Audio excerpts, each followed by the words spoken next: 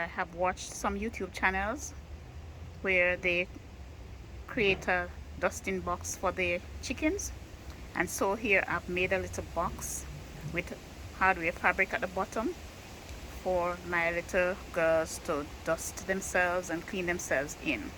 So the reason I place hardware fabric at the bottom is to create a drainage system so the water won't settle in case rain gets in there.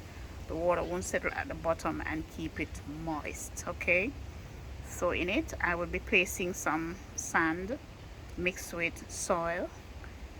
Here I've added the sand and some soil, and I'm mixing this together. I'm also mixing in some diatomaceous powder.